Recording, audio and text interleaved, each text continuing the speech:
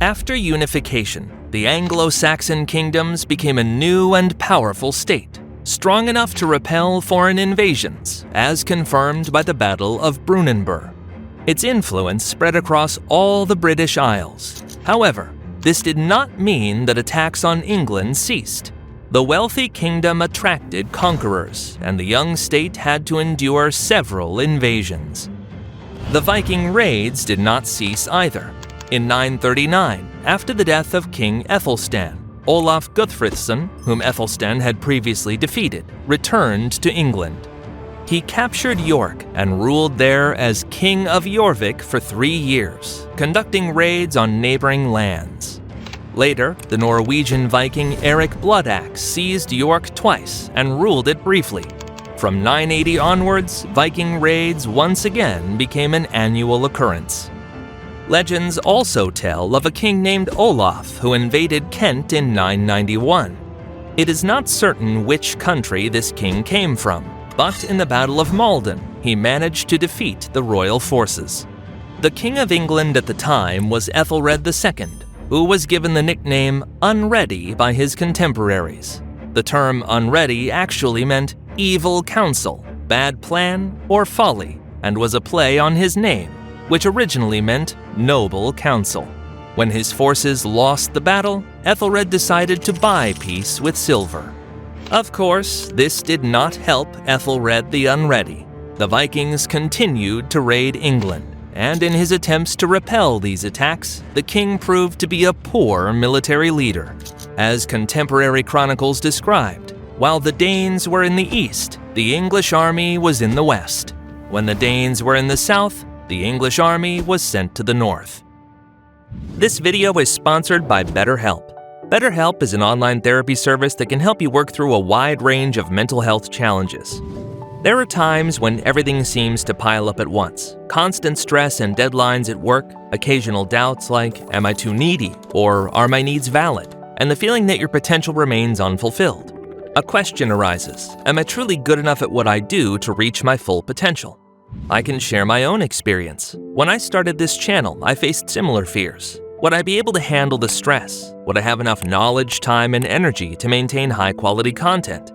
Would I let down the people who believe in me and support me? Most importantly, am I really talented enough to create something genuinely meaningful? These recurring doubts and anxieties can be draining and distract you from your real work and life.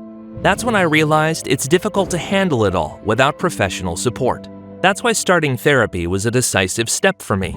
The BetterHelp platform helps you find the most suitable therapist in just a few days. You fill out a questionnaire, and based on your answers, they match you with a professional whose expertise best aligns with your needs. If you feel it's not the right fit with the first therapist, you can easily switch at no extra cost. Therapy isn't a weakness, it's a step toward resolving your inner issues. So head to the link in the description or go to betterhelp.com/historymappedout to get 10% off your first month of therapy. Don't put off taking care of yourself. Start now. One such raid occurred in 994 when the Danish king Sweyn Forkbeard besieged London. Once again, Ethelred the Unready was forced to pay a ransom to make Sweyn leave his kingdom. Perhaps not surprisingly, the more often the king paid off the Vikings, the more frequently they returned to demand money. In 994, he paid a total of 10,000 pounds of silver. But by 1002, the ransom had increased to 24,000 pounds of silver. This policy led to the depletion of the royal treasury. It was then that Ethelred decided to deal with the Vikings in a different way. He blamed the Danes who had been living in England since the days of the Danelaw for his failures. Unable to take revenge on the Viking raiders for all his defeats, in 1002, Ethelred the Unready ordered the massacre of all Danes residing in England. This event went down in history as the St. Brice's Day Massacre. The Scandinavian response was swift. Sweyn Forkbeard, whose sister had been killed in England, vowed to take revenge on Ethelred. In 1003, he arrived with his fleet, and over the next year, conquered all of East Anglia before laying siege to London. Ethelred was on the verge of defeat, but he was saved by an outbreak of plague which struck England at the time. Sweyn and his army were forced to leave the island. In the following years, Ethelred was forced to pay tribute to Sweyn to maintain peace. Even so, the Danish king was not the only Viking threat. In 1009, a band of Jomsvikings, led by the chieftain Thorkel the High, landed in southern England. They raided the country for several years until Ethelred decided to use the Jomsvikings against the Danish king. In 1012, he hired Thorkel the High into his service and stopped paying tribute to Sweyn. The following year, a Danish army landed in Northumbria at the town of Gainsborough. The local nobility quickly swore allegiance to Sweyn and joined his forces. Sweyn then advanced south, capturing Winchester, and the Jomsvikings switched sides to join him. Ethelred the Unready still hoped to win the war and awaited help from his brother-in-law Richard II, Duke of Normandy. All the same, when he realized that help would not come, he fled to Normandy. At the same time, Sweyn Forkbeard established his rule over all of England. He then convened the Witenagemot, an assembly of English nobles, with the intention of being crowned king.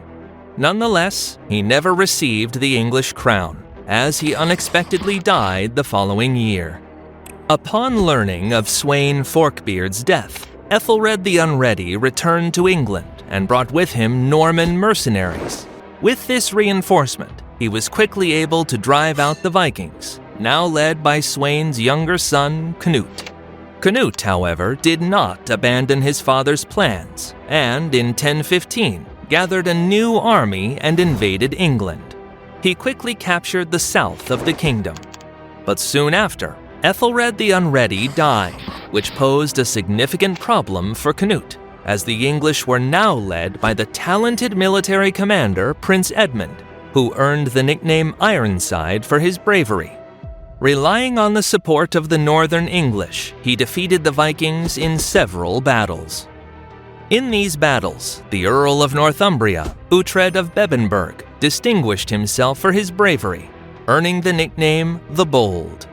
It wasn't until the autumn of 1016 that Canute managed to win over the Mercian earls and ultimately defeated Edmund in the Battle of Assendon. Even then, Edmund did not give up and proposed a duel to Canute for the crown of England. Canute refused and suggested dividing England along the River Thames. The northern part would belong to him, while the southern part would go to Edmund. Still, Edmund did not rule his lands for long, as he died later that same year. By the end of 1016, Canute had united all of England under his rule. To legitimize his power, he married the wife of the previous king, Emma of Normandy. A year later, Canute inherited Denmark from his brother. In 1028, he conquered Norway. This is why Canute was called the Great, as his dominions stretched from Iceland to Gotland. In the future, historians would refer to this state as the North Sea Empire. For the English, being under Canute's rule brought no significant changes. The kingdom continued to live by its old laws, with local Anglo-Saxon nobility holding power. During this time, Earl Godwin began to rise to power, controlling almost half of the land in England. The tax system remained the same. The English continued to pay Danegeld, money to ransom the Vikings, but now it was paid directly to the royal treasury. Upon the death of Canute the Great, all of his holdings were inherited by his son with Emma of Normandy, Harthacnut. He soon found himself in a struggle to preserve Canute's empire. That same year, England was seized by his half-brother Harold Harefoot, who ruled England independently for 5 years. Only after Harold's death did Harthacnut reclaim the kingdom. Norway also rebelled against Harthacnut's rule, with Magnus the Good, the son of the previous king, leading the war for independence. This time, the Danish king lost the war to the Norwegians, and he and Magnus were forced to make an agreement that if either of them died without heirs, the other would inherit their territories. In 1042, Harthacnut died, and Scandinavia was engulfed in a war over his inheritance. The English earls, not wanting war on their lands, proclaimed Edward the Confessor as their king. Edward was Harthacnut's maternal brother and the younger son of the former King Ethelred the Unready. Edward was a deeply religious man and dedicated most of his life to ecclesiastical matters, which earned him his epithet. Religion was so important to him that, despite being married, he had no children. While Edward the Confessor focused on ecclesiastical matters, political power in England increasingly fell into the hands of Earl Godwin. He became so powerful that, when the king once fell out with him over candidates for the Archbishopric of Canterbury, Godwin simply brought his armies to the walls of London and forced the king to accept his proposals. After Godwin's death, his wealth and political influence were inherited by his eldest son, Harold Godwinson. Not only England suffered from Viking raids, the Kingdom of West Francia was also frequently attacked. The Vikings besieged Paris 4 times, only retreating after being paid a ransom. In order to protect his kingdom, King Charles III the Simple found an original solution. He granted lands in the northern part of the country to one of the Viking leaders, Rollo the Walker, in exchange for his promise to defend the kingdom from other Viking raids. He also granted Rollo the title of Duke. Since the French referred to the Vikings as Normans, Rollo's holdings became known as the Duchy of Normandy. The Normans quickly adapted to their new territories. They converted to Christianity. The Scandinavian languages shifted to French, and the Vikings themselves became typical medieval knights. The descendants of Rollo founded a powerful feudal dynasty, whose dukes significantly expanded their holdings and played an important role in the politics of the kingdom. Eventually, in 1035, the Duke of Normandy was William II. William was the illegitimate son, which is why he was long associated with the nickname the Bastard. He experienced the world of politics from an early age, as he was declared duke after his father's death at the age of 7. This sparked a war for power in Normandy. The young duke passed from one feudal lord to another, as whoever was his guardian had control over the duchy. As a result, the first 4 guardians were killed, and William himself was repeatedly targeted for assassination. It's no surprise that William the Bastard grew up to be skilled in both politics and military strategy. The young duke was also known for his cunning. When he was 20 years old, he lured rebellious barons into an ambush and defeated them in the Battle of Valladolid. William the Bastard was also notorious for his cruelty. In 1051, when the residents of the town of Alençon mocked his origins, he ordered the brutal execution of half the town's inhabitants. Having strengthened his power in Normandy, William began to lay claim to other territories. Among other things, he hoped for England, as King Edward the Confessor, who was his cousin, had promised to pass the crown to the Norman duke after his death. Of course, the Anglo-Saxon nobility was unwilling to see the English crown in the hands of a foreigner. Therefore, when Edward the Confessor died in January 1066, Harold Godwinson was chosen as the King of England at the Witenagemot. William the Bastard began preparing for the conquest of England. The Norman forces were insufficient, so he actively recruited mercenaries from neighboring lands. In total, he gathered 5,000 warriors for the campaign. The main strike force consisted of 2,000 heavily armored knightly cavalry. The rest of the army was made up of infantry, with a significant portion being archers and crossbowmen. To get all of these troops across the English Channel, he had to assemble a fleet of 600 ships. To legitimize the invasion, a quick legend was concocted.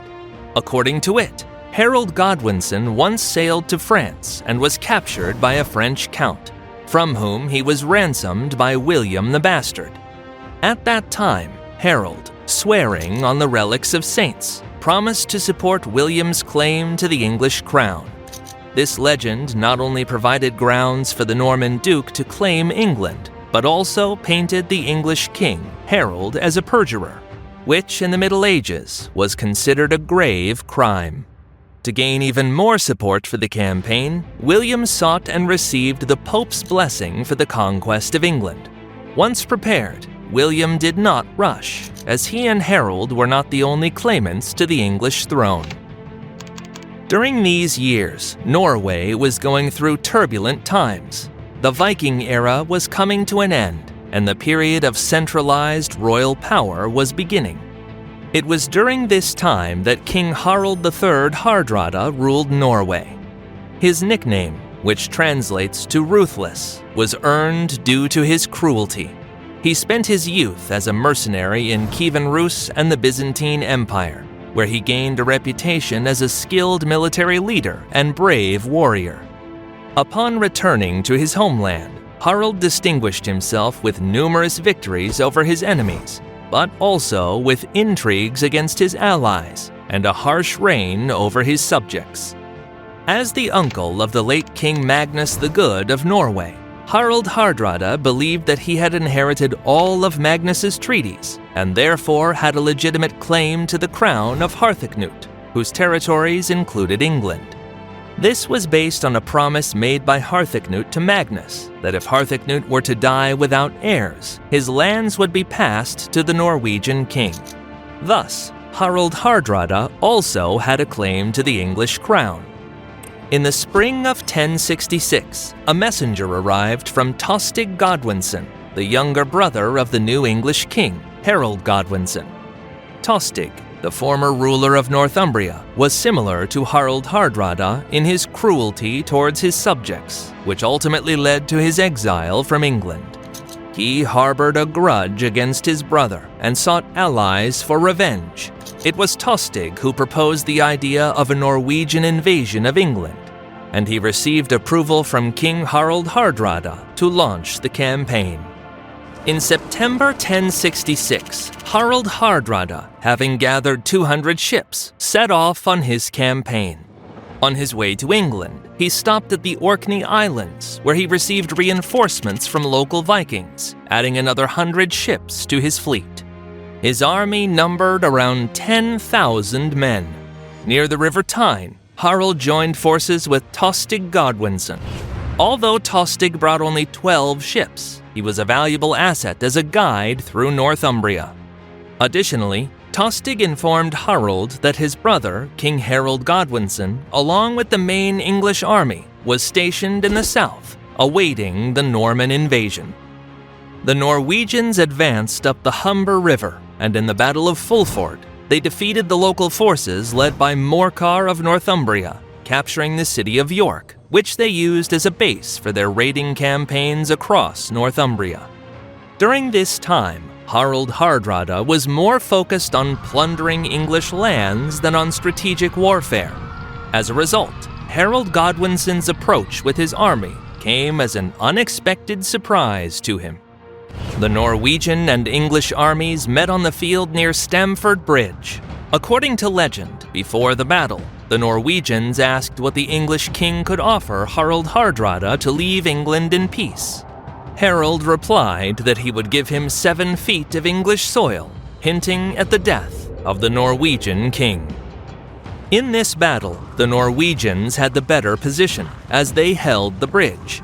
Even so, the Norwegians were not prepared for battle, with most of them not even having time to put on their chainmail. As a result, the English quickly broke through their formation, first defeating those defending the bridge, and then attacking the main army's camp. Even the Norwegian reinforcements that arrived from a nearby garrison were swiftly defeated by the English. In the battle, both Norwegian King Harald Hardrada and the brother of the English king, Tostig Godwinson, were killed, and the Norwegians began to retreat, only to be mercilessly cut down by the English. Yet, Harold Godwinson did not have long to celebrate his victory. Just 3 days later, he received news of Duke William of Normandy's landing in southern England. Harold and his army embarked on a rapid march south, covering around 40 kilometers per day. The core of Harold's English army consisted of the infantry militia, the Fyrd. The English cavalry, made up of noble housecarls, also preferred to fight on foot. As a result, the English army fought in a shield wall formation. This tactic was developed during the wars against the Vikings and proved highly effective in the Battle of Stamford Bridge. But the English shield wall had never faced European armored cavalry before. Harold fully understood that to counter cavalry, he needed to hold the high ground. Therefore, when the armies met at Hastings on October 14, 1066, Harold positioned his forces on a hill. This decision gave the English a significant advantage. The first Norman attack failed. The subsequent attacks also ended in failure. William the Bastard realized that as long as the English held the hill, he had no chance of victory. So he resorted to deception once again. By evening, he sent his infantry, mostly mercenaries, into another attack.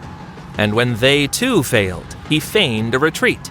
The English, believing victory was within their grasp, rushed down the hill to finish off the Normans. There, they were met by the Norman knightly cavalry, which delivered a powerful charge, breaking the English formation. After that, the Norman infantry also joined the battle. Harold Godwinson, along with his two brothers, was killed on the battlefield. William the Bastard emerged victorious. Still, victory in battle did not mean that William would immediately subdue the entire country. While the Battle of Hastings was raging, Edgar Atheling, the grandson of Edmund Ironside, who had once resisted Canute the Great, was proclaimed the new English king in London. But his royal authority extended only to the city itself. When William the Bastard approached with his army, he besieged the city.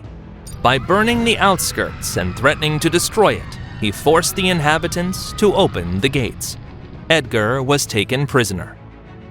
On Christmas Day, December 25, 1066, William the Bastard was crowned at Westminster Abbey, and from then on, he would be known in history as King William I, also called William the Conqueror. All the same, even his coronation did not go smoothly. As the Duke was being crowned, his soldiers suspected a conspiracy among the English. A massacre broke out, followed by a fire that spread to the abbey, forcing the newly crowned William to flee from the burning building. Afterward, William appointed 2 governors to rule England in his absence and returned to his homeland. As soon as William set sail for Normandy, trouble began in his English territories. A rebellion broke out in the west, led by Adric the Wild, whose exact identity remains uncertain to historians even today. In addition, the people of Exeter also rose in revolt. Meanwhile, Harold Godwinson's sons returned from Ireland, landing in Bristol with plans to avenge their father's death and fight against the Normans. By the end of 1067, William the Conqueror had to return to the island to restore order. First, William suppressed the rebellion in Exeter, harshly punishing the local population. Then his forces defeated Harold Godwinson's sons at the Battle of Bleeden, forcing them to retreat back to Ireland. Around the same time, William received more troubling news. Edgar Atheling had escaped captivity and fled to Scotland, where he formed an alliance with the Danes and was preparing to land in Northumbria. Meanwhile, a rebellion had already broken out in Northumbria, led by Morcar of Northumbria and his brother Edwin of Mercia. William then headed north. On the way, in the lands of the rebellious earls, he built Warwick Castle and distributed their lands to his knights. These actions proved to be effective, as soon after, Morcar and Edwin abandoned the rebelled Northumbria and reconciled with William. The rebellion was quickly suppressed, and the king appointed a Norman count, Robert de Comyn, to govern the north. While William was fighting in the north of England, the sons of Harold Godwinson landed in the south once again. They captured Devonshire and planned to march on London from there, but were defeated by local Norman forces in the Battle of Northam. William learned of this defeat on his way, as he was heading to crush them. At the same time, he learned that a rebellion had broken out again in Northumbria, where the Earl Robert de Comyn had been burned alive by the rebellious English. Additionally, Edgar Atheling finally arrived there, and a Danish fleet was rushing to his aid. William had to march north again for the second time. At first, the Normans were successful. Outside the walls of York, William defeated the rebellious Northumbrians and captured the city. Nevertheless, when the Danish forces arrived, William had to retreat hastily, while Edgar Atheling took control of Northumbria. Then, once again, William resorted to trickery. He waited until the Danes and the English quarreled among themselves, and then he paid a ransom to the Danish king, causing the Danes to leave the island. Edgar Atheling lacked enough troops, so he fled to Scotland as soon as he learned that William the Conqueror was marching north. When the Norman forces reached Northumbria, they carried out a massacre, systematically wiping out villages. The situation was so dire that the Valley of York turned into a desolate wasteland. According to legend, one of William the Conqueror's barons questioned the king about such cruelty, asking why he was being so harsh, as the people of the north would remember it. The king responded that it was good if they remembered, for then they would not rise up in rebellion. At the same time, on the conquered lands, William the Conqueror began building castles, giving them to his barons, and started settling Normans on the island. The most famous castle he built was the Tower of London. Due to frequent uprisings, the new king began taking land from the local nobility and redistributing it to his vassals. This marked the introduction of typical European feudalism to England, with the Norman nobility, mostly French-speaking, forming the core of the kingdom's feudal aristocracy. All the same, English feudalism would have some unique features. Since the majority of William's vassals held the title of barons, the main feudal lords in England would have this title as well. While in Europe, a baron was typically a small landowner. In England, the title came to signify a powerful and wealthy feudal lord. In 1070, at the Battle of Stafford, William the Conqueror managed to defeat Edric the Wild, after which Edric swore fealty to him and even fought in subsequent wars for the English king.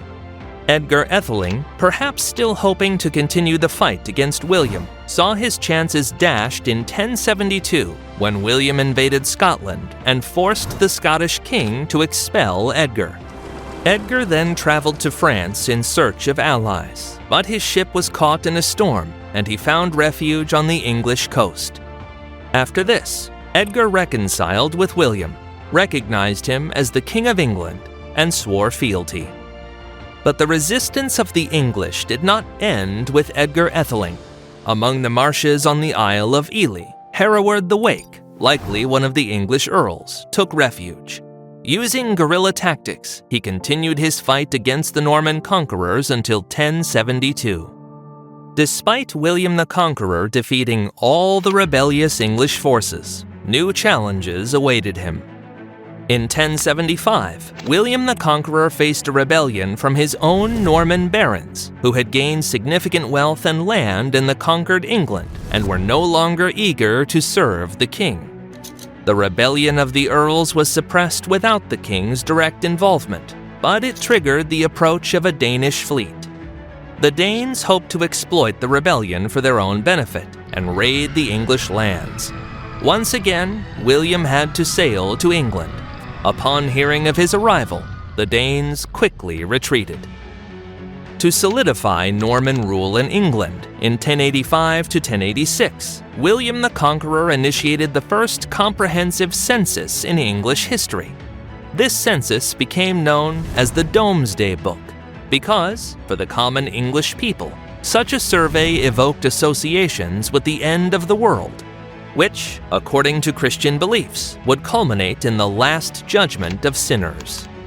The census recorded detailed information about the landholdings of the entire English aristocracy, and most English peasants were classified as dependent villains under the feudal lords.